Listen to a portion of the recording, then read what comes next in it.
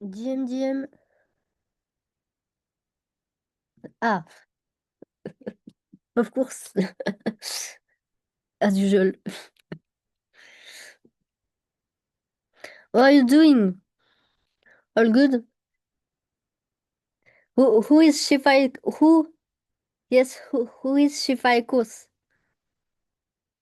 How Who? is it's good? It is a lot of people. I think it's 600 people in the call. So How much?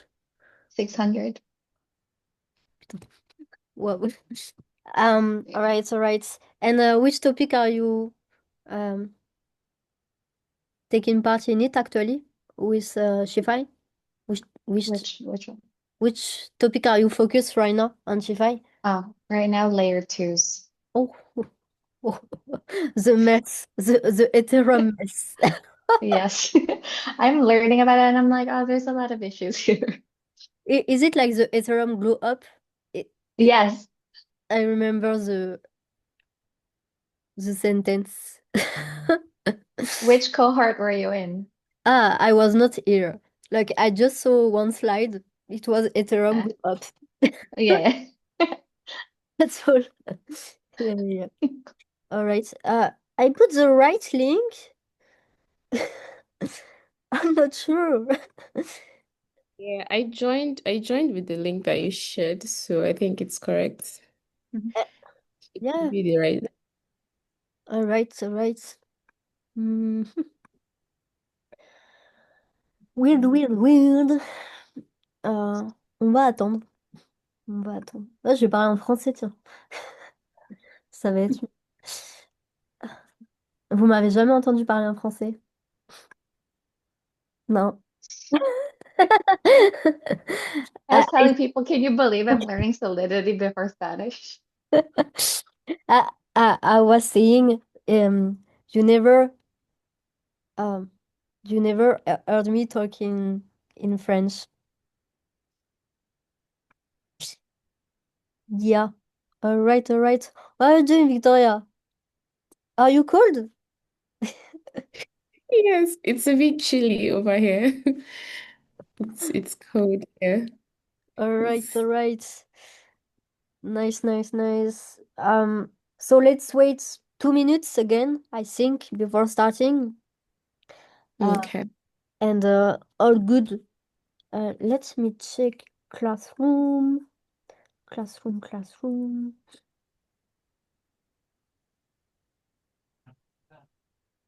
If some people have actually submitted their assignment, some have started the Oh my God. assignment. Oh, all right. Wow. Yeah, I Well, think I saw about two submissions. okay. Hmm. Um, and who was the smart contract part, by the way? Like, if you have any feedback to make to the fellow for the moment, or like the first Uh, homework overall. oh, okay, the previous smart contract assignment, right? Yeah. Oh, okay, yeah, that's it's 8 I'm sure Oh, it's yeah. working on it. Yeah. Yeah. All right. All right. Nice. Okay. I think we will start. And our good people will join with time as usual. Yeah. All right. All good. All right. Hello everyone. Uh, this is the advanced class. The last class we had on Tuesday was more of intro into React. So today we are going to be talking about more complex topics to really understand what React is all about. So I'm not going to be dwelling too much on my slides today, because it's going to be more of um, coding, but let me just share this to give us an idea what we're going to be doing today. Okay. All right, so this is the topics we are going to be touching on today.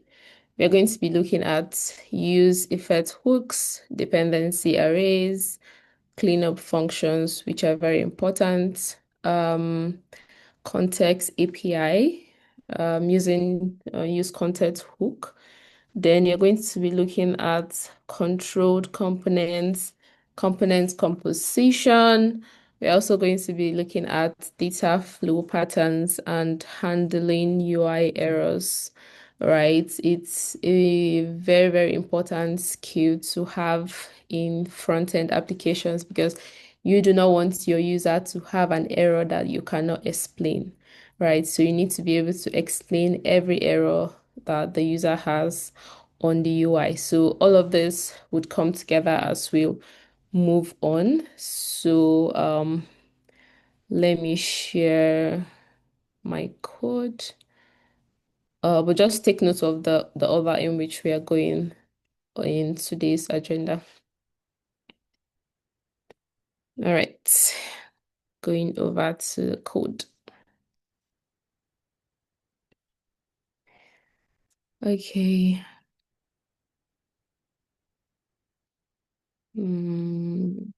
Let's see, where are you? This and oh, wait, give me a sec. Looking for this.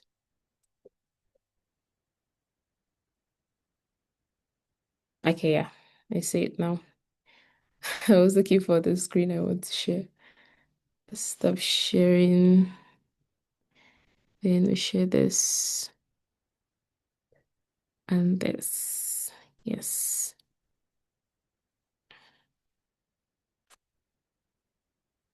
All right. Let me know if you can see this. You can see my screen, yeah? Yes. Yes. It's awesome. So I'm already running my server, my front-end server. So we're going to be going in these steps today. I've taken the time to write the code because I want us to dwell on understanding the code, right, today instead of me writing from scratch. So I've just taken the time to write it out and I can share the code base after I'm done so you can play around with it. So let me share this.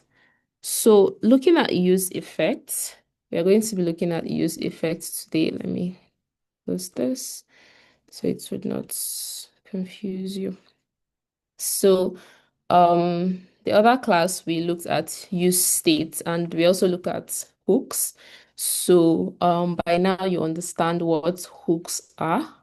And the other day we just touched on use effects hooks. So now we're going to be looking at use we're going to be looking at use effects and other hooks that are important to know. Give me a sec, let me go back here.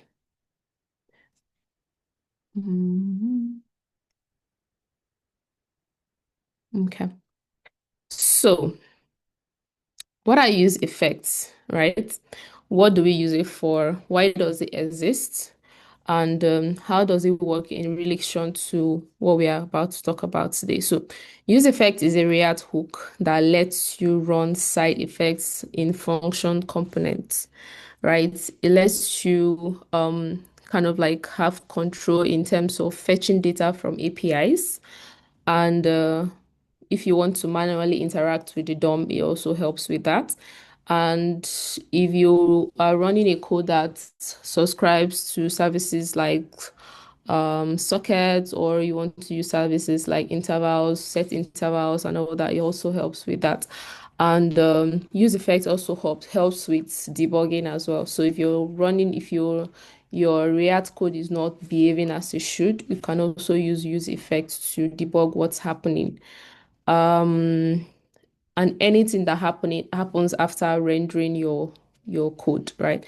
Use effect helps for that. So when I say render, I mean the moment when your application basically open on the DOM, right? The DOM is known as the document object model. right? That's the DOM.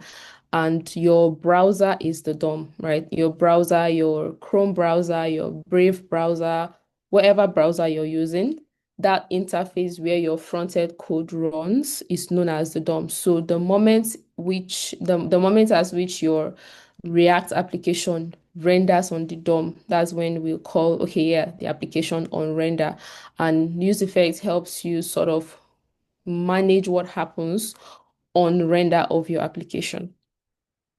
So this is just the um, sample on what this is how a use effects works. Okay, this is the, how do I call it? This is the basic structure of a use effects code. This is how it is. You can see use effects, then you can see console.log, then you can see effects runs only once or mount. So this is what runs only once when your document mounts the DOM, like when it appears on the browser, then you see that is when the event sort of runs. So let's see that in action here. So I'm going to be opening my console. Okay. All right. Clean up. So take note of what happens. Take note of what happens when I refresh. Just take notes. Look at the console.log. Let me clear this. Yes, look at the console.log and take note of what happens.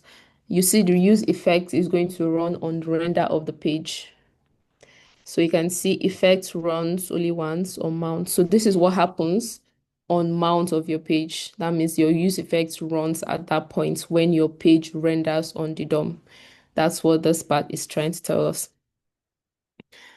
All right, so moving on. Moving on.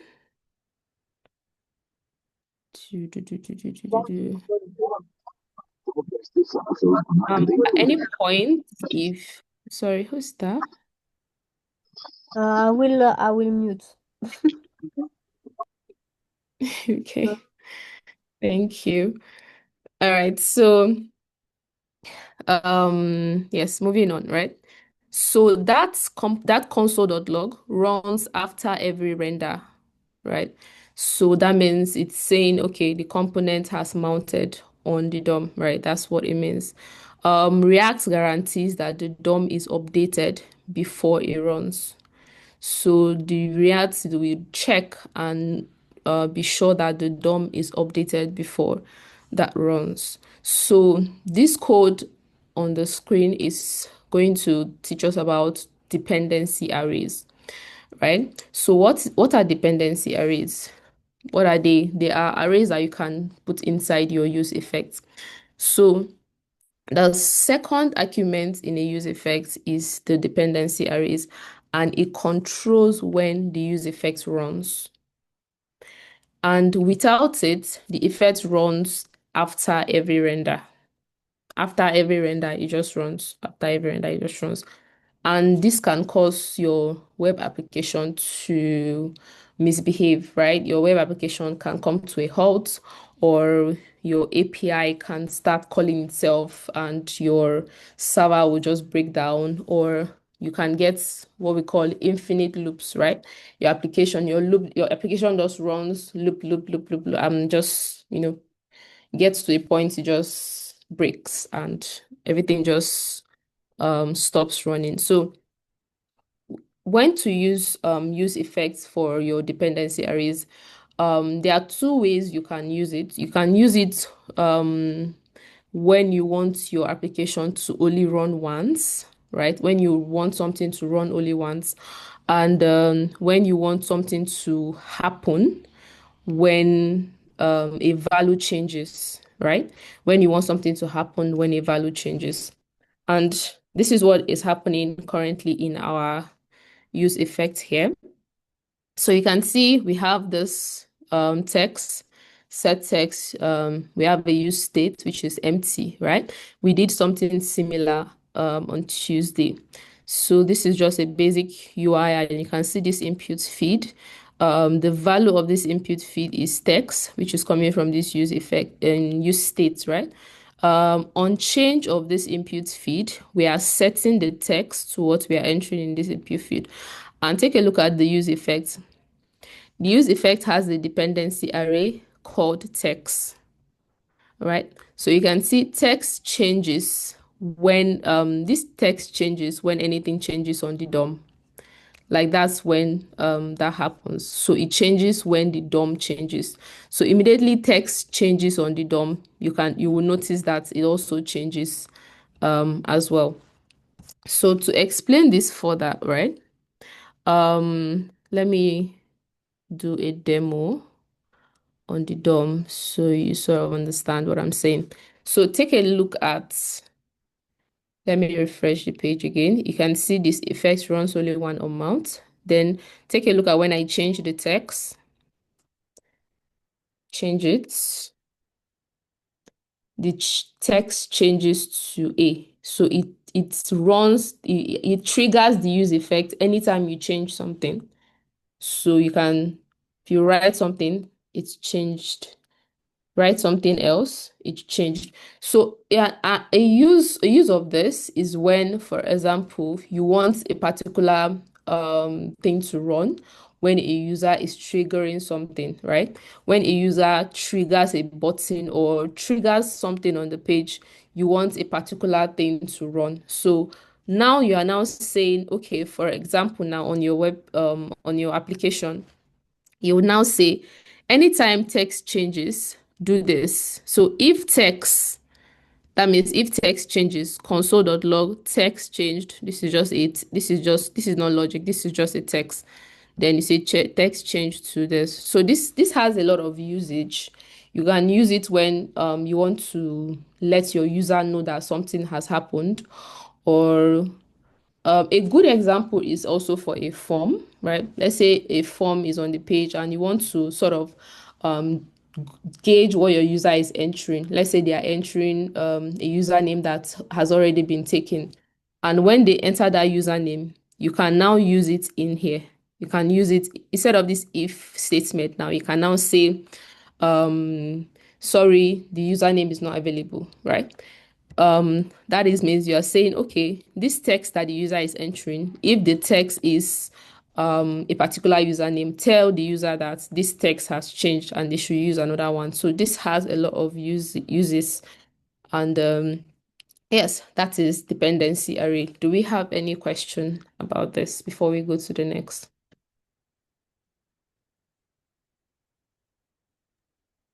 Any question? Okay. I have a question. Okay.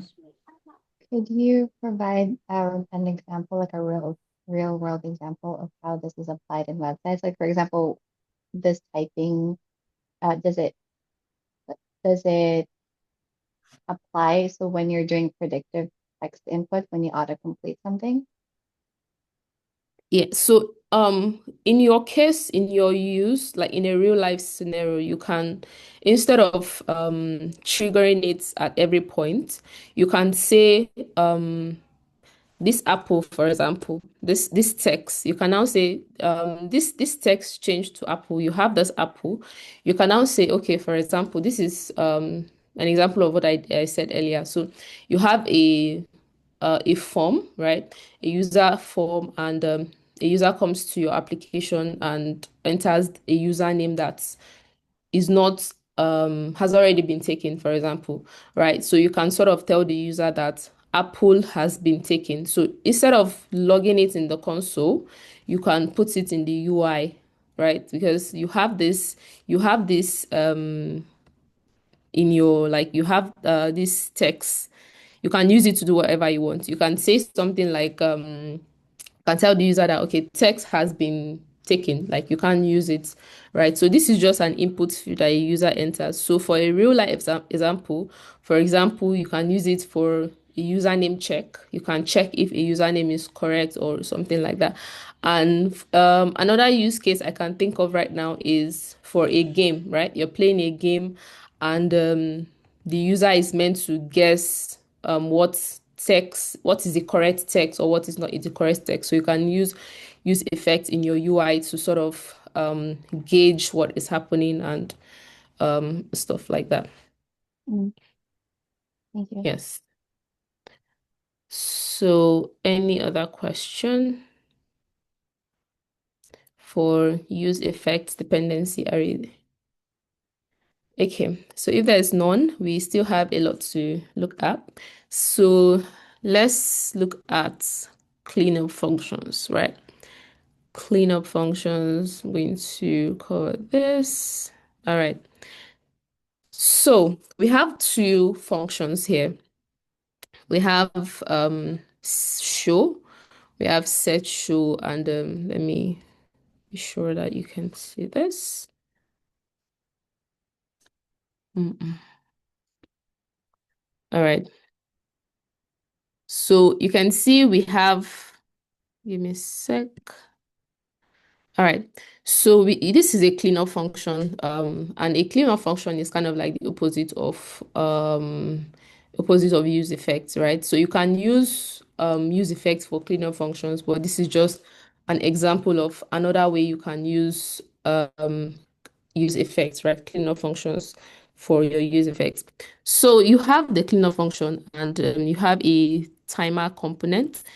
This is the setup phase. Then you see the use effect, the ID equals set interval, right? Console.log tick, and you can see that. So when the timer component mounts, the use effect runs and creates an interval that logs tick every 100 milliseconds, right? And stores the interval ID in the ID variable. So take note of what's happening. Take note of it. Give me a sec. So take note of what's happening here. So you can see, first of all, we have this use effects show and set show, right? In the cleanup function. Take note of it. But the setup phase now is in the timer. You can see the timer ID, set interval, this use effect inside the timer. That's the setup. You have this timer here because this timer now is being used inside cleanup function. So if we don't understand what timer is doing now, we'll not understand what's happening inside the cleanup function. So let's look at the timer function first. So you can see it returns a console.log clearing interval, clear interval ID, and stuff like that. So when the timer component mounts, the use effect runs. Immediately it mounts, the use effect runs. So inside the cleanup function, you can see it's console.logging cleanup. Let me see. Yes. All right. So the return statement inside of the use effect defines a cleanup function that runs when the component unmounts, right? You can see it logs a cleanup message, and you can see when the cleanup function runs, it executes this in different scenarios, right? Executes it in different scenarios. So let me be explaining it. So you can see this button, on click of this button, it sets show to not show. So you can see it hides the timer. So this is an example of what we looked at the other time, right? So when you want to show something and when you want to hide something, what's that called? Forgotten what it's called. But basically, it returns the console.log clearing interval and declare the interval using this ID. So set timer is running, check. Let me see. So let's look at what's happening on the UI so we better understand this. So since we're done with this, we do this. Let's bring this out.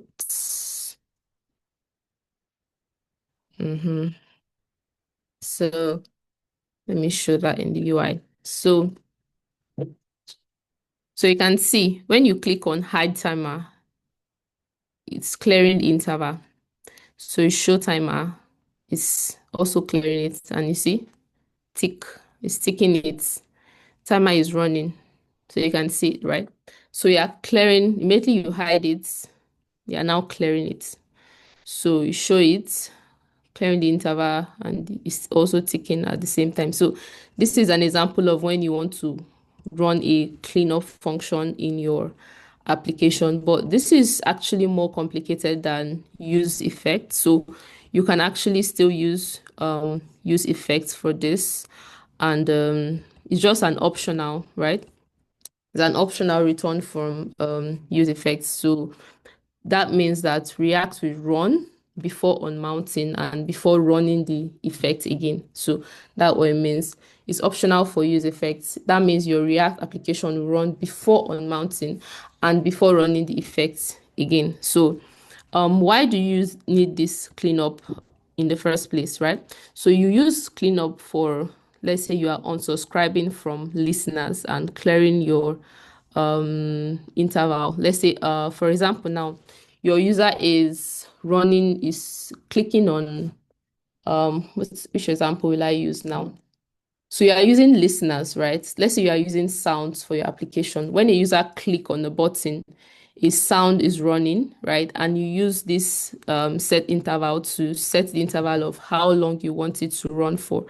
And immediately the user clicks on it. So I use this mostly when I'm running animations, right? So when you do UI animations a lot, you can now use this cleanup functions to set when an animation would stop and when an animation would continue running. So that is one of the uses of this. So you can use this for WebSockets subscription as well. That is also very useful in that case. DOM event listeners. You can say when a component is mounting and when it's unmounting, you now clear the interval to determine when that is going to happen. So you can see, let me show this just to give us a good, better example.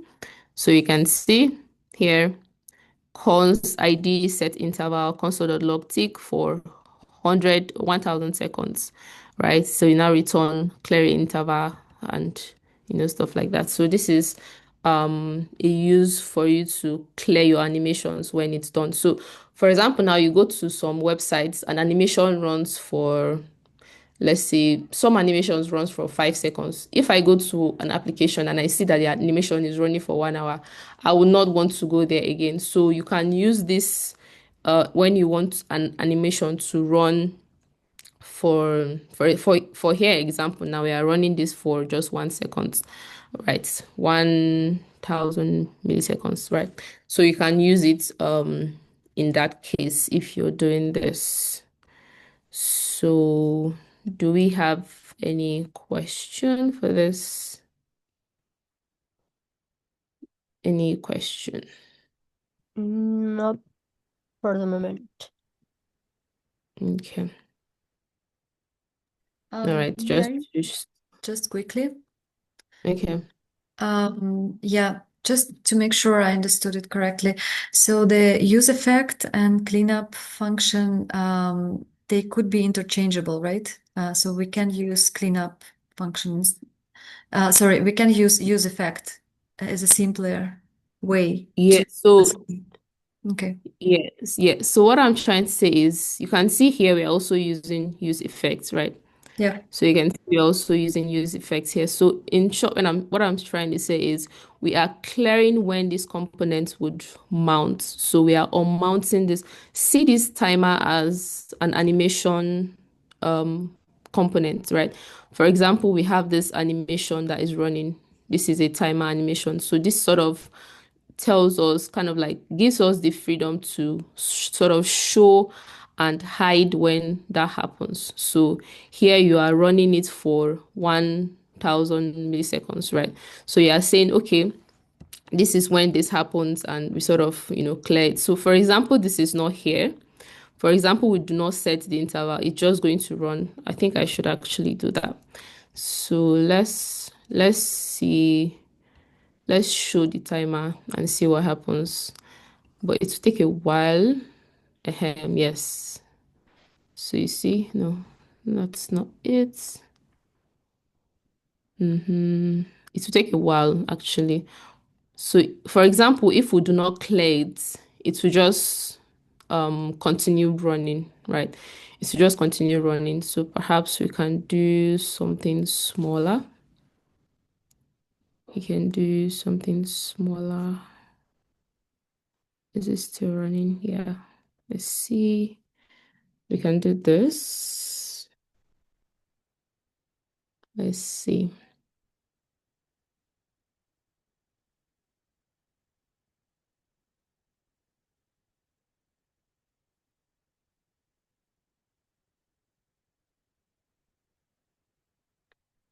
In here.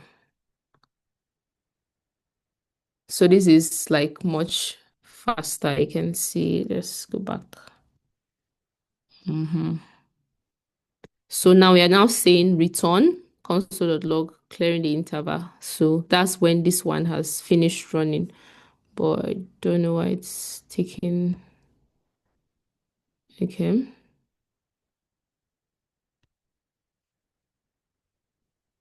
So on click of the button, it does show and hide the timer. So that's what it does. And this shows the timer for us. And this one like hides it. So it just sort of clears it and makes sure that it doesn't run forever. So that's the set the interval on how much it runs. So you can see console.log tick when the interval has been exhausted. So think of this like clearing your DOM when a component is done running, right? Just think of it as clearing the DOM when it's done running. So a use effect is also being used here as well.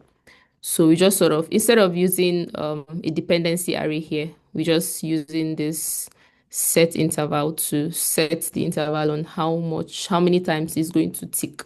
So now it's going to tick for 1000 milliseconds. So it's going to take a while for it to do that. So yes, I don't know if that answered your question. Yes, thank you. All right. So let's go to the next. So perhaps maybe this cleanup function is a bit more complicated to understand. So you can just spend more time understanding it. So let's go to the next. So the next one is context API. Context API. Let's see. All right. So this one has a lot of parts to it. Uh, so I have to do this, do that. Mm, let me give me a sec. All right. There's just a lot of things on my screen. That's one disadvantage of Zoom. All right, so let's do this. We do, oh, I need another one as well.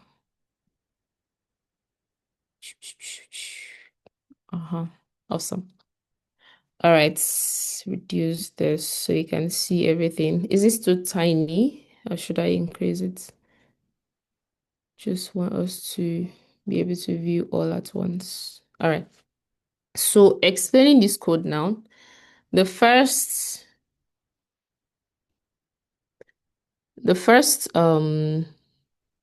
thing to understand here is the inside the team. Give me a sec. All right. So first component we're looking at is the team context.jsx, right? So take a look at that. Inside there, first thing is we are creating a new context from React. Then we are also creating a use state, right? So inside there, you can see a team provider. Then you can see children. So take note of what we are doing with children. So inside there, the team provider component, what it's doing is it's managing the state, right? It's managing the states using use effects. So it manages the states using use effects. So use effects is used to track dark mode and light mode. So what we are doing here, we're trying to track dark mode and light mode. So let me show you that. Yes. Yeah. All right. So here, what we are doing here is we are toggling the team dark and light, toggling it. Team is dark, team is light. So what is excluding here is a background color changing, right? But that doesn't really matter too much, right? So let's just take a look at it again. Let's come here. So inside team context.jsx, take note of it. We are doing the use effects, as I said, is managing the state, and the team provider as well. Team provider provides the, give me a sec. So it also provides the function, right? It provides the function. It creates a toggle team, right? Create a toggle team function to update the state. So this toggle team function basically updates the states from the previous. You can see the previous to like, so it's, we are the one that is going to set this basically. So we have to set it from the previous team to the team that we want it, like the opposite team basically. So it also wraps the children. So the team context provider, that is in line 11, right? So the team context provider does it's actually to make the context available to all the children of the components, right? So all the children of team provider would have access to all this context, right? All this. So whatever is the children of team provider would have access to the team. So a use of this is you can wrap this in your entire application. The children now can be your entire application. Yes, so you can wrap team provider in your entire application. So that button, a button has to trigger this. So when that button, you can put that button all over your, in all pages in your application. So on click of that button, all the pages in your application changes. So that is what you use for, that's what, I know you have a computer, and when you switch the theme from dark to light, it changes everywhere in your computer. That's how this works. So the theme provider also passes values, right? Passes values. In this case now, it provides an object. You can see it here. It provides an object, dark mode, toggle mode. So you can see that in line 11 as well. So you can see the values it provides, dark mode and toggle mode. It's used for basically allowing all the components and consuming all the components that we need. So next we need to look at is how we are using the context, right? Is how we are using the context. So take a look at the team toggle, right? Take a look at team toggle. That's here. Take a look at it. Let me make sure that you can see everything here. Okay. Take a look at team toggle, right? In team toggle, you see we have a component, right? Team toggle, the dark mode using we are using the context, right? So it's in this place, the component is consuming the context that team context provides for us, right? The team context component, the one it provides for us. So the use context team, let me see where that is. Yes, in line 5. line 5 here. So this use context, let me highlight it here, right? So it gives us access to the context value, right? So it also destructures the value for us. So it extracts dark mode and toggle mode from the context. Note that it also extracts the dark mode and toggle mode from the context that we are coming from. So remember, we are importing team context here, which is the team provider. We are importing it here, and it gives us access to the dark mode and the toggle team that we have earlier. And another thing it does is it uses the data that's no, it uses data and then display the current team and provides a button to toggle it. So you can see how it provides us a button to toggle it in line 9. You can see team is dark mode, and now we have the now changes the text to light mode and dark mode. In this case, if you're using CSS, what you just need to do is change the class name of this paragraph. You change the class name to dark mode, change the class name to light mode. For those that want to include dark mode and light mode to their assignment, this is an idea on how you can achieve it. All you need to do is change this text, the dark text and the light text, change the dark text and the light text to a class name. So you're basically using a class name for it. Next one is okay, yeah, I think yes. So let's go to the main component, which is context. Are you yes, here. So context API. So this is where everything sort of comes together, right? So now we're looking at component hierarchy in play here, right? So please stay with me. I know this may be confusing, but please stay with me. So the main component wraps the provider, which means it places team provider at the top level, right? It places team provider at the top level of what we're doing. So you can see this is where we are wrapping this. If you're using this, let's say this is your base application, for example, right? See Context API as your app.js in your application, right? So you're basically making this accessible to any component. Let's say I come here and let's say I come to this place and I add for example, now another page down here. I call another page here.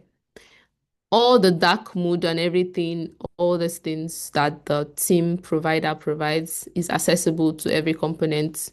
So this is what we call component hierarchy. The component inside is actually logical to understand,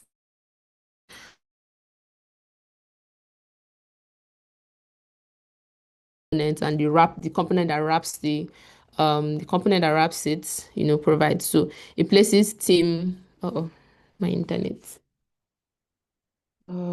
Okay. No, that's okay right now. No worries. All good. Awesome. Right, thank you. All right, so it wraps it with the provider, right? It also enables context, right? Which means it makes the team context available to all the nested components, right? So all the nested components, which for example now, team toggle that uses, let me go back. For example, now team toggle that uses the team context has access to like everything. So it gives us access to everything that the provider provides for us. So another thing is let's look at how data flow happens, right? First thing we did is let me be sure that you can see everything. So I think this is better for us to view everything. So first thing that happen is the setup for the team provider, right? Think team provider. So the first thing that happens is the setup for the team provider, and it creates the context and manages the state, right? That's what it does. It manages the states. You can see that's where we have our use state. Take note of it. It manages our states. The next thing is the distribution of the context. So the provider makes the dark mode and the toggle theme available to all the children. It makes this dark mode this dark mode here and the toggle theme, it makes them available to all the children. So you can see we are wrapping all this here. So all the children here, let's say you have a couple of pages, you have login, you have sign up, you have dashboard, you have this. So all the children now is the login, the dashboard. You can just wrap them with everything here. So that's what we are doing here in Context API in this component. So we are just wrapping everything with Context, the team provider that it provides for us, because we basically have access to the dark mode and the toggle theme and everything. Next thing is the consumption of the data and the component, right? So team toggle uses the use context to access the shared states we have. So this is basically how we manage states in React. This is one way. Another way is using Redux, but this is one way to do this. And a lot of people say this is easier, but you can also use Redux. But Redux is more complex, right? But if you understand Context API, it will be easy for you to understand Redux. So, yes, where are we? So the team toggle, right, uses the use context to assess the shared state, right? This team toggle uses team context to assess the shared states that we all share. Next thing is how the state updates. So when the button is clicked, right? When we click the button, toggle team updates the state in the provider. So toggle team is updating the state in the provider. You can see here, it changes the state. It changes it from dark mode to light. Changes, just switches it. The default here is dark. Then now we have light. So the default is dark. Let me show you that. Let's refresh. Toggle, let's see. So if it's dark, it just toggles it. Let me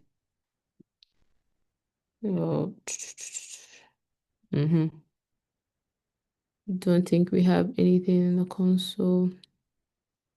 Let me close this. All right, so you can see here. Let's go back here. So you can see here it's saying the theme is dark mode, which is here. So if it is dark mode, it switches it to light. If it's dark mode, it just switches it to light. So on click of this, it just switches it to light. So if you come here, this is currently false, right? So it just checks, is it dark? Then it just switches it to light. So it's just like the other way around. So you toggle the theme, then now it's dark. You toggle it, it's now light. So you just toggle. So you can actually play around with using class names for this, which is basically changing the color of your application. So this should be a fun one. All right.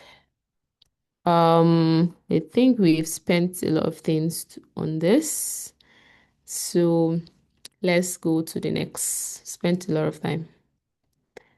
Let's go to the next. But before that, sorry, is there any question concerning this?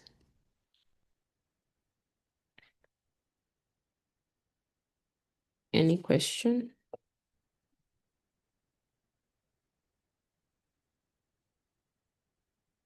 Let me see.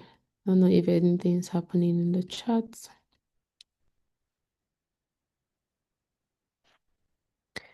All right. We're going to assume that there's no question.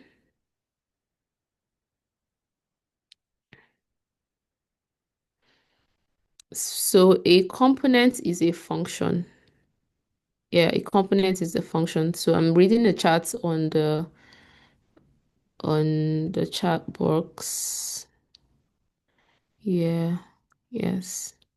So I'm guessing you did not attend the Tuesday class. So if you did not attend the Tuesday class, what we are doing here may seem really confusing.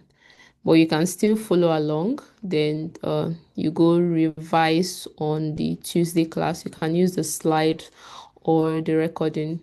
So you basically just revise on what we touched on. All right.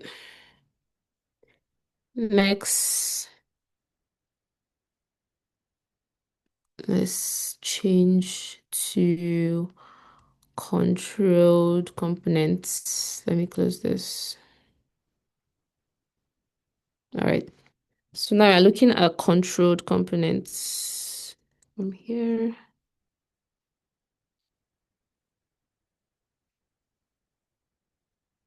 All right. Okay, for this we have just one file for this one. All right, let's see what we have on the UI. So we have a form here. You enter an email and you submit. So let's see what we are dealing with. All right, so looking at controlled components. Controlled components. So what is controlled component? So here we are using a form element, input, select, text area. So a controlled component is input, select, and text area. So they have their values that are controlled by React state. That's what it means. So their values are being controlled by React state. So and we want full control over our form logic. We want control over the validation. We want control over the rendering. We want control over the conditional, and yeah, we want control over formatting as well. We want control over submitting. So if you're working with forms, especially inputs, if you're working with forms in React, just know that they are controlled components and you need to take over control. So anytime you want to use or read or validate a form before submission, make sure you take control of it. All right. So where were we? Let me increase the text size. All right. So how does controlled component work? Right. First off, we have a use state as usual. We have email, set email. We have a use state that is empty. So a use state, as we know, is used to create a state variable. Now we are creating a state variable called email, and we are initializing it with empty string. Then we have set email, which is the function that updates the states of our email, right? And we have a controlled input element. A controlled input element. So the input element is controlled because the value email, this value email here, in line 16. Give me a second. All right. The value email, right? The input value is directly tied to the React state. So on change of it, you can see the events. We are setting the email to e.target.value. And every keystroke updates the state. So the React state is the authoritative source of the input value. So we're basically controlling how our state works in this case, right? So anytime you want to validate a form, make sure that you are controlling what happens. So data flow on how it works, right?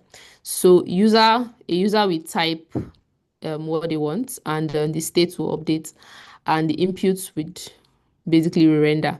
So a user will type in the inputs and press the submit key, and on change, the event handler will execute. So we have an event handler here, the E, this on change, that is an event handler.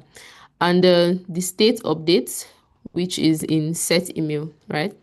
It updates the email state. The next one is the component would re-render. So React would re-render the component with a new state. So the input value prop gets the updated email state. So let's see that in action. Just to be sure that, give me a sec. So let's see.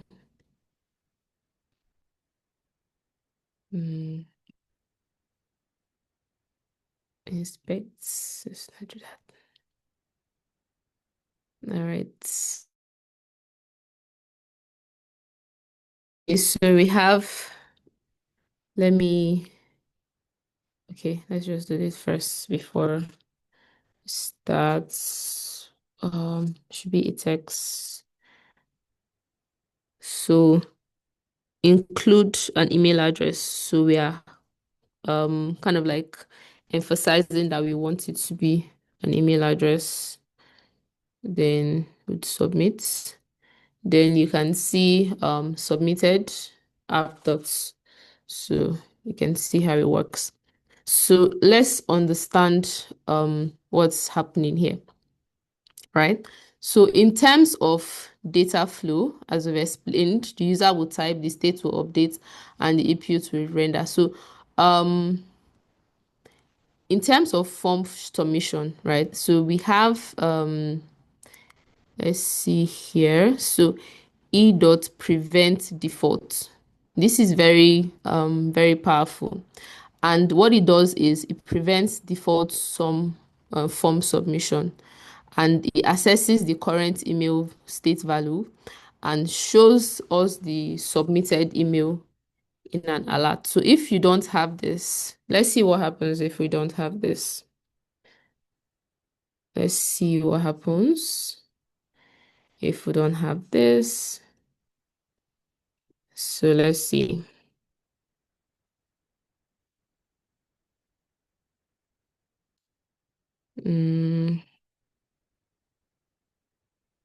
At gmail.com.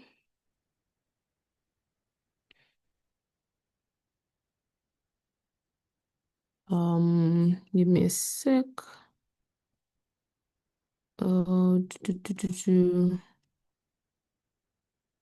Let's submit.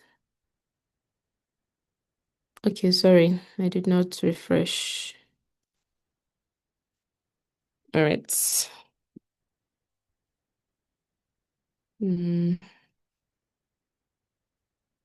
At gmail.com. So you can see it's saying here that it submits, but it refreshes the page. We do not want that. We do not want it to refresh the page. I don't know if you guys noticed it at gmail.com. So this is a default thing that happens. Click of submit. It just refreshes the page. But if I remove this, sorry, if I add this back. It's 6 o'clock. When I add back this and we refresh, so you would notice that it doesn't automatically refreshes the page, because that is the default behavior of a form. It just does that automatically. So you notice that. So it doesn't refresh the page. A use of this is, let's say, for example, a user is in the process of filling their login information, right? And then they are entering their email and when they submit, you want to basically collect something else using the inputs that they've already entered, and you don't want the UI of your page to change. And the default behavior allows the form to refresh. That's not a good thing because we basically want the user to have control. We want this the user to be able to click on this refresh button for it to even refresh in the first place. So we don't want to refresh every time we submit a form. That is a bad UI, a bad user experience, right, for a front-end application. So we do not want that. So this is the reason why we are preventing the default behavior of a form. And here you see we are controlling the value. So it's a controlled component. You can see on change of this, set email. So for those that do front end normally in JavaScript, you know that this is not how you do it. You just sort of do it another way. But here we are controlling the value, we are controlling the event of the form, we are controlling basically everything. And you can see on submit of the form, we are using a function to sort of do this, right? So is there any function? Sorry, is there any question? But to re-emphasize, right? A good reason to be using a controlled form is you always have the current input value in your state. It does not refresh. And it's also easy to validate the input type of a user. So if the page refreshes, it makes it hard for you to even validate the user's input. So we do not want that. So it's also easy for you to clear the form by setting the states. So you can easily clear the form after submitting, right? You can just clear the form after the user finish submitting. And another one is consistent behavior, right? It works the same way for all browsers because you basically want to make your application work the same thing for all browsers. So if you do not prevent the default behavior of a form, it just kind of like makes your form inconsistent across browsers because it's not all browsers that use the same default ways that form works. Form works different ways for different browsers. So we do not want to kind of like make our application inconsistent for different browsers. So any question on that? Any question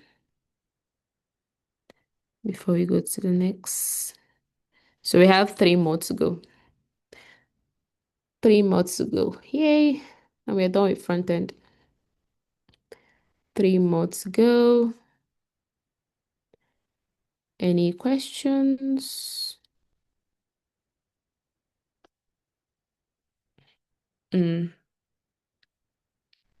Okay. So let's do something to uh break the silence. Let's do something to break the silence. So, according to your own understanding, right? According to your own understanding, give me a sec, because we still have a few minutes. No, don't share this. So, according to your own understanding, how do you think you can use, what are the other ways you think you can use context API that we've already spoken about? What are the other ways we can use context API apart from toggling?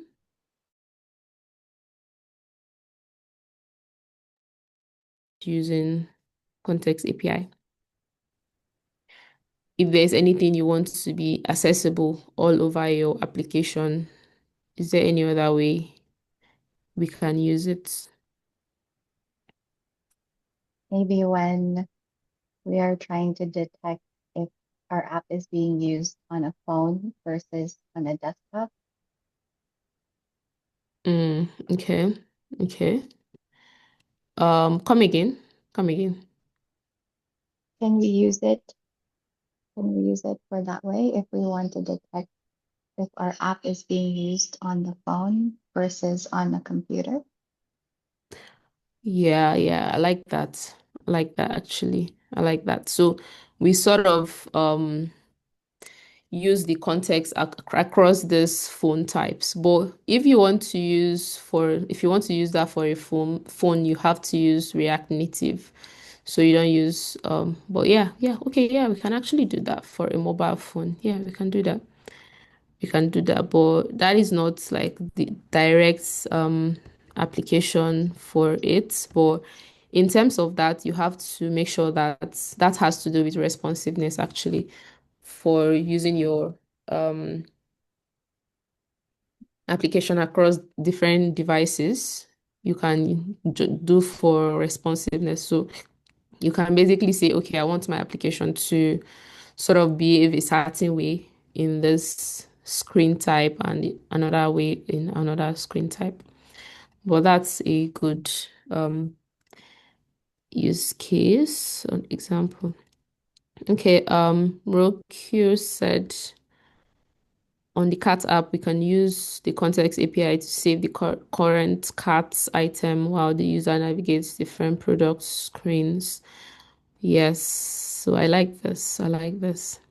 So you can use this example. I mean the desert cards of the assignment. Yes, if the app load has multiple views with different products, you could. Yes, I like that. So this is a very good use case for using context API, and that's one of the reasons we spoke about it in this class. So on the assignment, you have a cart option. So let's say you have multiple pages on your cart assignment. You can basically say, okay, I want this cart icon or this cart functionality to show in all the pages in my application. Let's say you're browsing on Jumia. I don't know if you use Jumia or which Amazon. Yes, let's talk about Amazon. So on the cart feature on Amazon, you can see that cart feature appear all over when you are browsing through the cart. No matter the page you change, you can still see that cart. The cart functionality still happens. So that happens using context API because we are making sure that the context of the application is like the same across all pages and across different contexts of the application. So that's a nice one. Michaela, I have a question. This prevent default is only for forms and input, no other browser behavior. So it's mainly for events on browser. So if you're using different event types, so it mostly for forms actually. Mostly for forms, but yeah, you should be able to use it for different let me just do a quick check just to be sure I'm not saying the wrong thing. Yes, sec.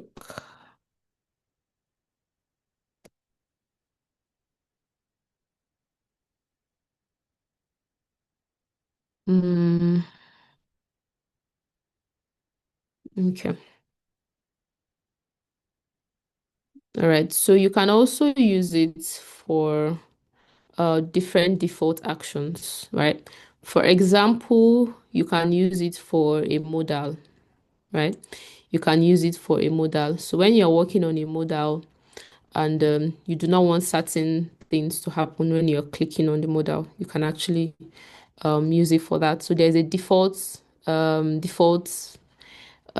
do I say? There's a default behavior that happens, right, for a modal. And when you start the CAT assignments should give you an idea on how you can actually use prevent defaults for a modal. So that also works. But a button is also involved, but not necessarily a form, but a button is involved. If you have a form in your modal, that can also be used for it can also be used for a modal.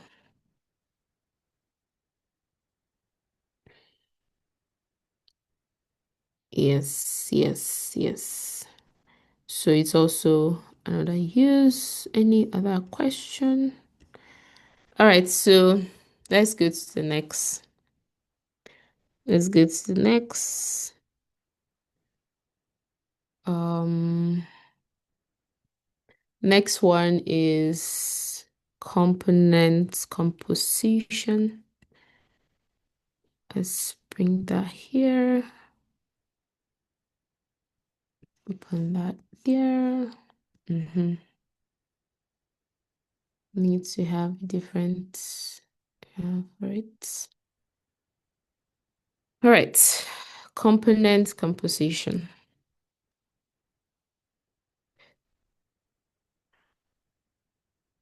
So if any of the concepts you're talking about in this class is not clear, it's understandable, right? This is just a way for me to let you know that these are available in React and to let you know that these are the things you need to be studying at the moment. So these are the things you need to be researching about if you want to really master React. So you need to understand these things and how they work. So it's okay if you don't understand completely how they work right now. Yes, let's cover this. All right. So component composition. What is component composition? Component composition is when you nest and reuse component instead of duplicating the logic or the styles. So when I was preparing for this class, I actually realized that some of these are something I've been using, but I sort of forgot what the names were. So for those that write React, they may actually be using a lot of these things, but they don't necessarily know that that is the name. So it's just technicalities. So this just means nesting and reusing components instead of duplicating them. Let's say you have a card component, for example. Instead of copying that card code and writing it in another place, you can just nest them and reuse them instead of duplicating it in different places. So an example of this can be a modal, right? You can also use a modal for that. So React promotes composition over inheritance. Uh, if you know inheritance, it just means inheriting a certain class or a certain functionality, right? So it's the secret to the reusable UI patterns that you see in React. When you use component composition is when you want to wrap functionality and styling around your children. Sorry, the children of your application. That's what I meant. So the children of your application, you want to sort of wrap the functionalities around them. So and it also useful when you are building a UI kit. That would be very, very useful because basically people are using your UI kits.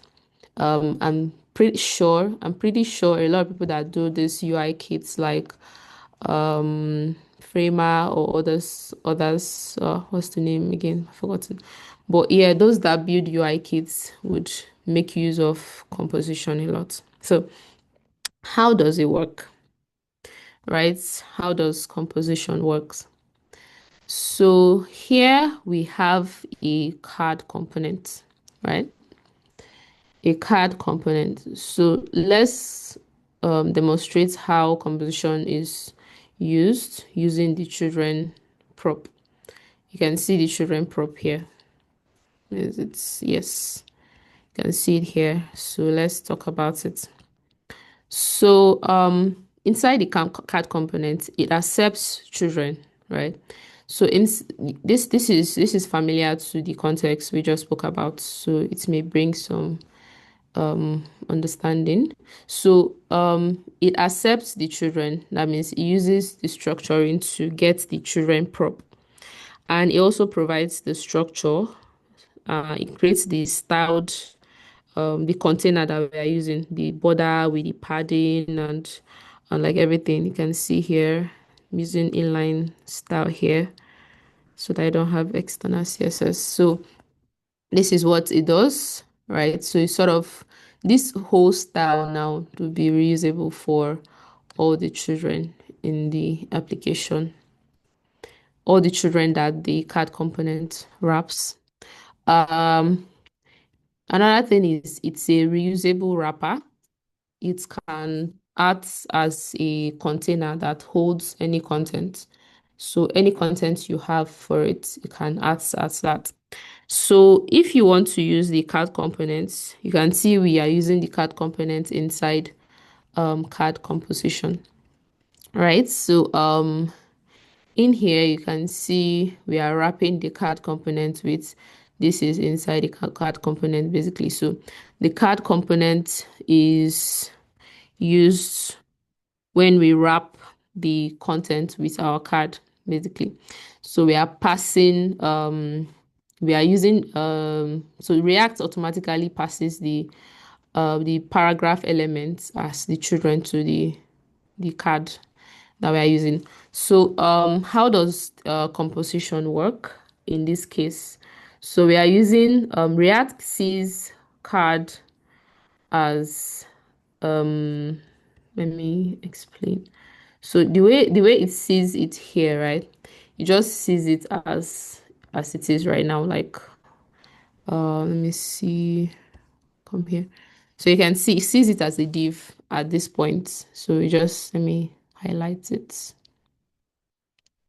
So you can see alias this that, so it imports it. So it sees it as a JSX element. I see. So it's actually seeing it as an element instead of like the card that it is. So another thing you should note is React automatically creates give me a sec. So React automatically creates a children prop that contains the paragraph elements. So it does automatically creates this for us. And another thing is the rendering of this component.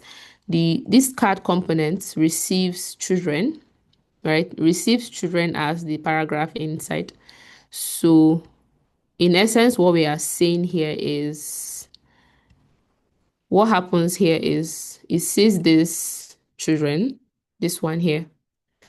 It just sees it as a paragraph. This is what it sees. It sees it as a paragraph because that's what is in it, right? That's what it says. So if you're working with children, just know that anything that wraps it is its child, just like from parent to child. And basically, a parent can transfer any functionalities it has to its child. So anything that card has, this paragraph can have it because the paragraph is the child of the card. Then we now have the final output. The final output now is we now have something that looks like this. This. So the final output here is we now have something that looks like this. So instead of this, you have this. This is how it displays on the DOM. This is how it displays on the DOM. Instead of this, we now have this. So React just converts it to this, but basically it just makes it easier for us to work with. You may be wondering why we need composition. Why do we need it? So the card components can wrap any content. You can use it anywhere, right? It's reusable. Let's say you have a modal that you want to keep reusing and reusing and reusing. You can just do the modal like this and you keep reusing the modal anywhere you want. You just call this and put anything inside. Another thing is, okay, yeah, that's too complicated, but yeah, you can actually pass anything you want into here. Like anything from card can be passed down. As you can see, we are passing the styles and everything in there. And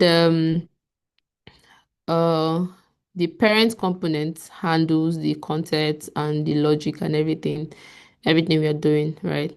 So it just handles the logic. So once again, the benefit of this is the reusability, the flexibility you get, the maintainability, right?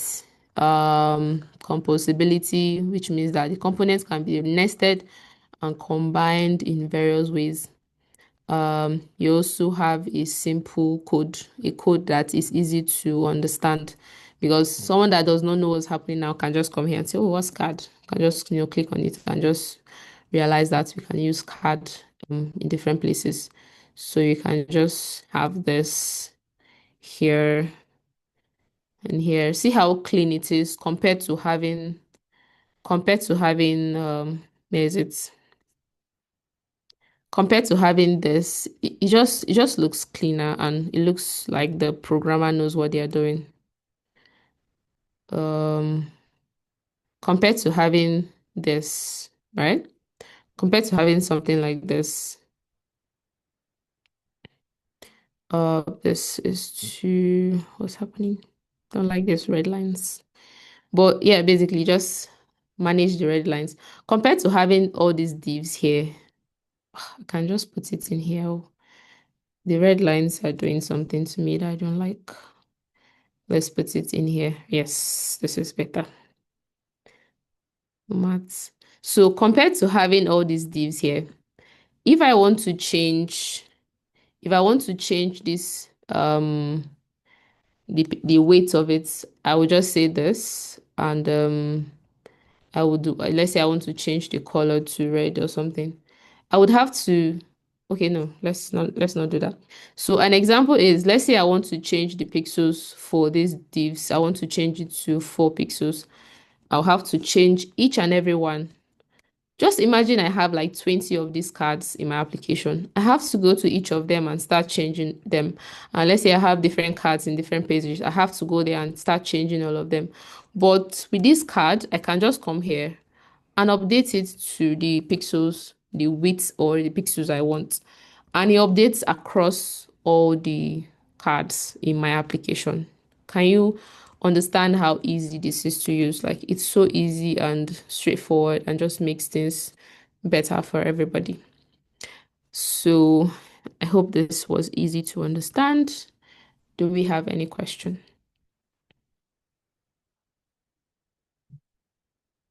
Any question on this? Any question? So next is, if there's no question, but if you have any questions, you can just type it in the chat. We need to run. Let's look at data flow. That's just the one we have left. Then error handling. All right. Next we have data flow. Let me bring this here. This there. Yeah, just 2 files. All right. Okay. So data flows. So what is data flow? Data flow is the React's default pattern to one-way data flow, which is parent to child. It's kind of like the same thing we've been talking about about what we spoke about recently with composition, but now it's data flow.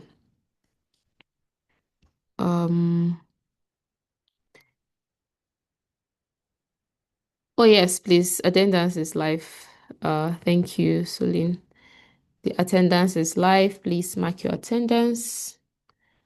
All right. So React default pattern is one-way data flow, which means the default pattern is the parent to child. All right. That is the default pattern. This keeps the state reusable. Sorry, it keeps it predictable. That means React apps can't be like data pipelines, right?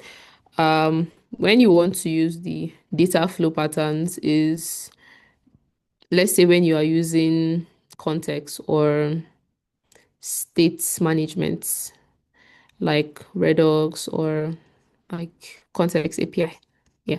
So that's when you use it. Let's look at, let's I want to clear this so that we don't there. Much cleaner. So, data flow, right? Give me a sec.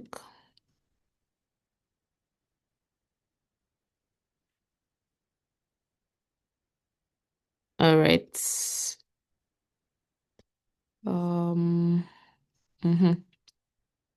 Okay, next we have is the data flow patterns. And here we can see we have a component, data flow.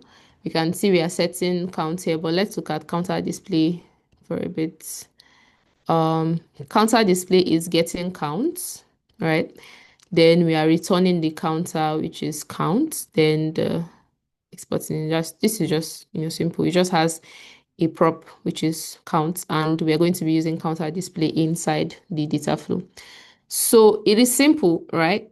The parent holds the state while the child just kind of like does the whole how it looks like, right? See this as you have a robot. You have a robot and you sort of control how that robot behaves. But let's not use robots. That's not very healthy. So since we're talking about parents, you sort of the state at which your parents are at birth, right?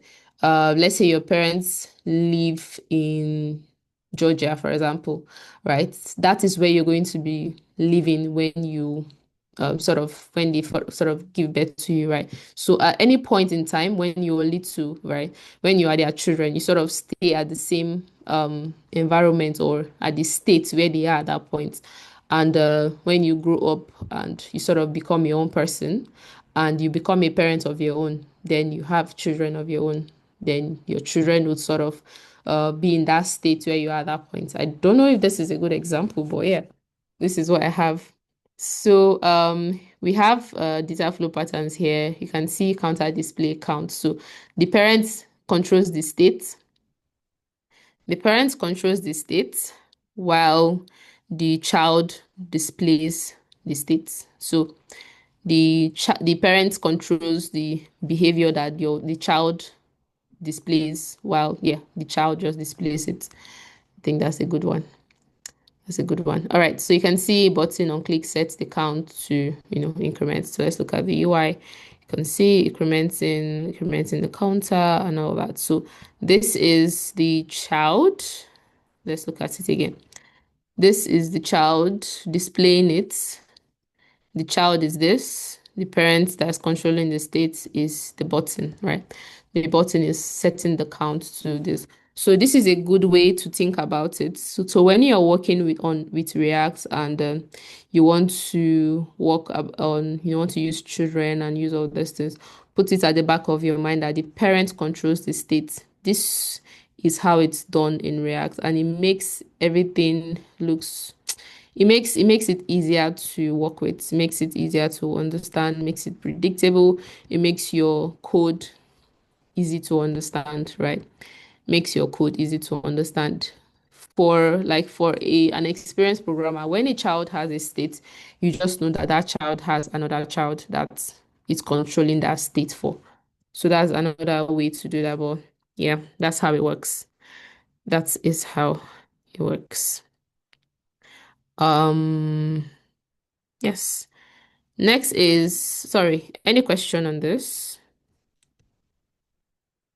Any question on this?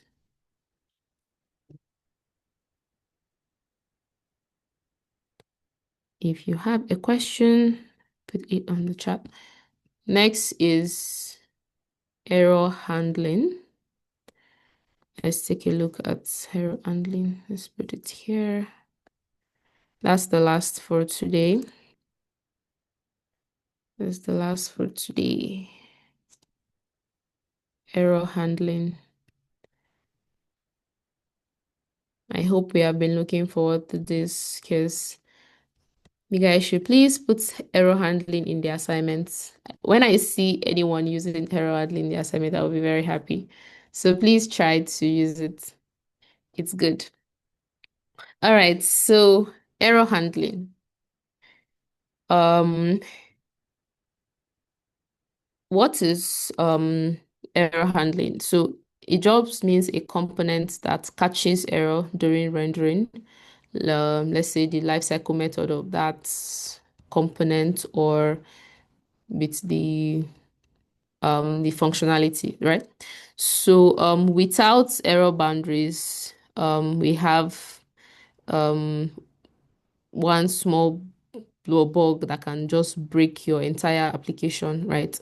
So with error boundaries, you sort of have something that makes it easy for you to for your UI to be less error, yes, less error in your application basically. So when do you use error boundaries? When you wrap components that are unstable, let's say a third party code, or you want to use routes in your page. For example, I'm sure you've seen 404 error, 501 error, and all that. So those are error boundaries. So you want to sort of control and uh, anticipate errors, right? Anticipate errors in your application. So let's see. I'm using a class component here because I want you guys to understand it better. All right, so using a class component to explain this.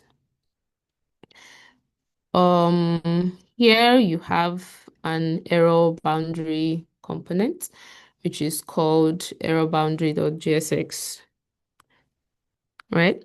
So it's a class component, which is error boundaries. A class component just means the error boundaries must be sorry, give me a sec. All right. So in React, as of this point, yes. All right, sorry, my brain just skips a bit. So here we have state management. So for a class, you use your state like this. Use a state like this when you're using a class component in React. So in case you see a component being written like this, you understand that it's a class component. So it doesn't look weird or strange to you, right?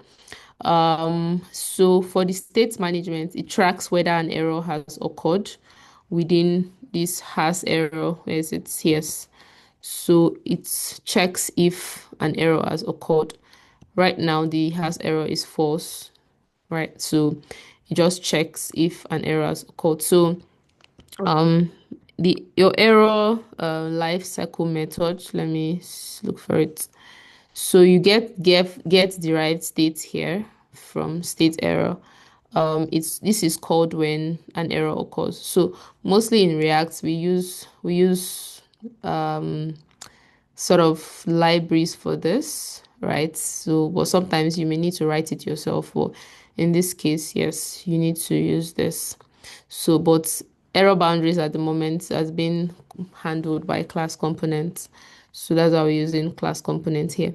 So you get here, get derived states from error. So this is called when an error occurs. So you have a fallback UI that happens, right? It shows a UI when the error fails. So something like, oops, something went wrong, or something like that. So it also returns this. We also have a component that is buggy. We have a buggy component, which is error handling, the JSX. That's where the buggy component resides. So here you have a functional component, of course, not a class component in this case, but a functional component. And I'll say again, the reason why we're using class component is because error handling has to be done with a class component. So how error handling works. So for the normal flow, you can see in this buggy components in here, you can see, let me highlight it here. Yes. So this buggy component, you can see it has throw new error, which is broken. So this is a component that is broken that we're going to be triggering. So this component throws an error and how the error handling works. So in normal flow without error, the error boundary component renders, right? It renders and renders the children normally, right? Then the buggy component would not be shown because our show bug is currently false, right? When your DOM renders, nothing would happen, no error would happen, right? So let's say a user sees the trigger error button. So in this case, the trigger error button can be just a button. Doesn't have to be trigger error button. It can just be a button that could trigger an error for the user. So how the error flow will work. When the user triggers the this trigger error button, when the user triggers this button here in line 14. So when the user triggers the error in line 14, all right. So search show bug would be true, right? So it basically updates the state to true. You can see it in line 14. And next is the buggy component would now render due to the fact that we are saying show bug. If show bug is true, it's going to render the buggy component. We looked at this yesterday during our yesterday class. Yes, that's this and we looked at it yesterday during the yesterday class, but let me just bring us back to it because we've been talking about it a lot today. Let me see where that is. No, that's not it. Is it this? Yes.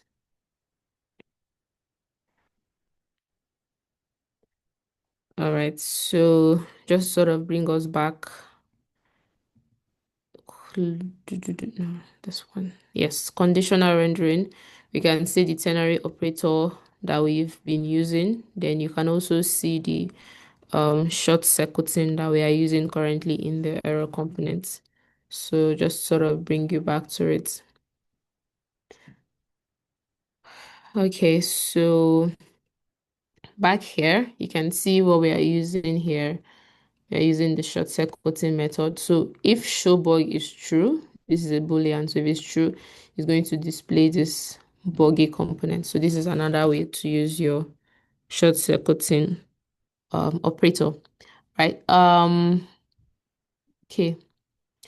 Next is it updates the state to true, right? And renders the buggy component. The next thing that happens is the buggy component would show an error because we have a true new error inside the buggy component. In line 5, you can see true new error there. Next thing is we now get the derived state from error, which catches the error and calls our get derived state from error, the one I showed you in error boundary, right? Next is the error boundary will now render and the has error will now be true, and you will now see that in the UI. So let's trigger it, then you now see, oops, something went wrong. So this is what you want to happen if something happens in your application. So this is useful when you are calling an API, for example, and the API doesn't get the correct data or something happens along the way. You want to sort of use this kind of trigger area to say, okay, this did not happen. Then the user will now see, oops, something went wrong, something like this in the UI. Yes, this is something like that what happens. So I'm sure you've seen that in a lot of applications. Or you can give an intuitive error, something like, oh, something went wrong. It could be kindly refresh your page or kindly check that you have internet connection. That happens in Chrome browsers. And yes, it's just handling everything that happens on the UI to be sure that everything is going according to plan and the user does not have unexpected errors. So why are we using error boundaries? Why is it important? We've spoken about that, but in terms of the code, JavaScript, the errors in your React app basically crashes your whole application, which they will just see like a blank screen, which is not a good thing to happen. So if you're handling errors separately and if one component breaks, it would not affect the whole application. So you just handling that, okay, this happens and we are expecting this to happen because if you did not if for example we didn't handle this error that happens, what will happen if there was an error? It just triggers it and the whole application will just go blank. But if like the fact that we have an error just means that okay, we've anticipated that this would happen, right? We already anticipated that it would happen, and which was why we have this here, which is why we have this. If this state has error, we are returning oops. So if was that we do not have anything, it just kind of like everything just falls. And let me see, I want to break it a bit. Refresh. So when I click on this, everything is just blank because we do not anticipate for it. When I refresh, everything is just blank. Like the whole page just crashes, everything just crashes. Let's see. Refresh, click on this, broke. But the user would not know that, okay, I need to open my console. It's you as a developer that knows that you need to open your console, but a user does not know that. So they will just see a blank screen and just say, okay, this developer does not know what they are doing, and they just leave your application. So you need to make sure that you are handling your errors correctly in your UI. So let's see. Yeah, I think that's all for today. But yeah, um, Aerotron, server-side rendering. But yeah, we're not doing that. So it's also good when you are handling API calls. We have spoken on that. So, yep, that's all for errors. This error, yes, yes, yes. So you can use try-catch for API calls. You can use try-catch for API calls, but since we are not dealing with API calls, we are dealing with what do I call it? We're dealing with component errors now. It's different, but try-catch error can be used when you're dealing with are you dealing with APIs, right? You can use that for it. Any question?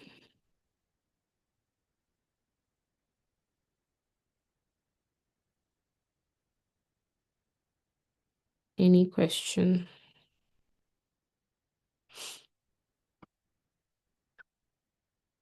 Uh, anyone with question? This is our last class. So please ask your question. Even if you're not in yesterday's class, you can still ask questions. If there's a question about the assignment, they're also welcome.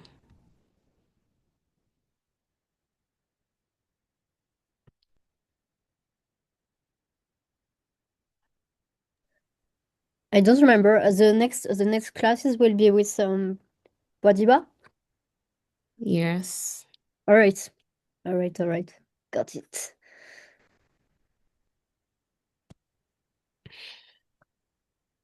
Okay.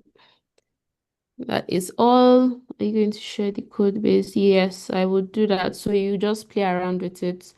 I would share the GitHub, so you just clone it and break it and play around with it. All right.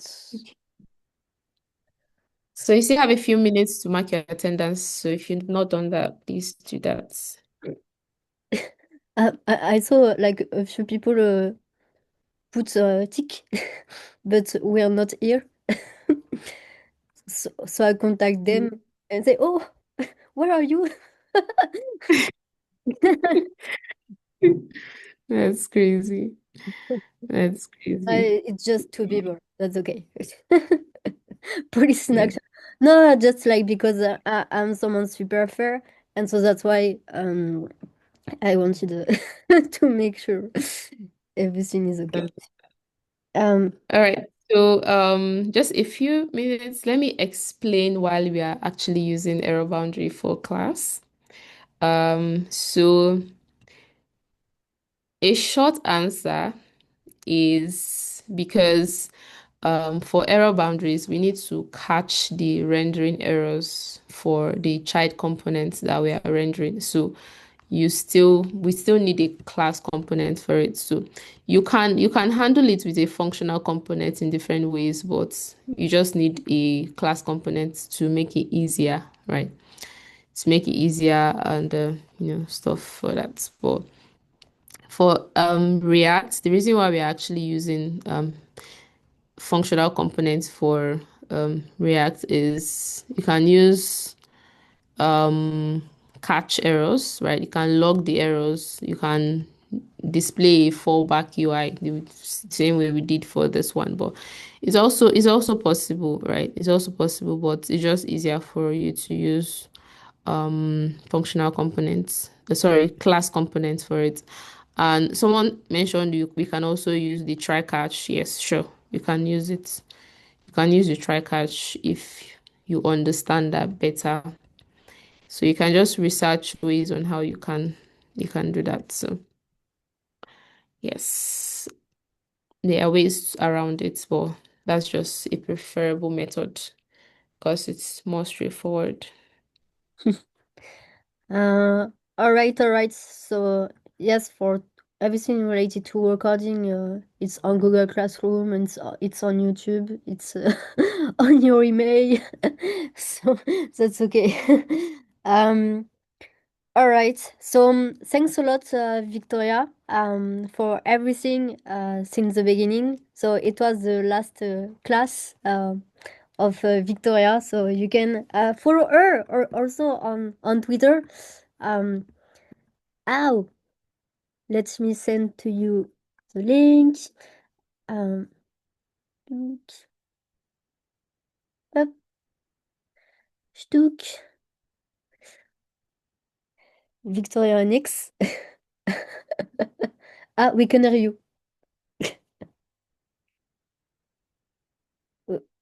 I don't know if you talk about like we can't hear you. Sorry, Victoria. Sorry, oh shoot, sorry. Sorry, I said you're still owing me assignments, so I'm not done with you guys yet. Ah, So, yes, finish my assignments and we'll be done. But yeah, you guys can follow me, and I'm looking forward to seeing your progress. And the next class is going to be really exciting because you're going to be touching on how to combine your smart contract and React that we've spoken about. So it's going to be exciting. So just make sure that you understand smart contracts. If you don't understand the smart contracts, make sure that you go back, understand it, because the next class is just going to assume that you understand smart contracts and you understand React. So we are just basically combining everything together in the next classes. So yeah. all right. Uh, are you on the base app, like Farcaster base app too? Because everyone is on it. Oh yeah. Oh If you, yeah, I am on Webcasts. Yes. Same username actually, Vikish. So you can all reach right. out to me. So thanks again, and I heard like Santiago told me probably you will be one of the mentor for the Aleph hackathon. Like he told Oh, me that that's today, but not sure if he asked you. very okay. Yes, ETT and I too. So we will be three for the Aleph hackathon. Um, all right. So thanks again, and yes, we'll send everything. You will have the assignment and all good for next week. All right. By the way, we will have a community call next week. All right. Tschüss. Bye bye.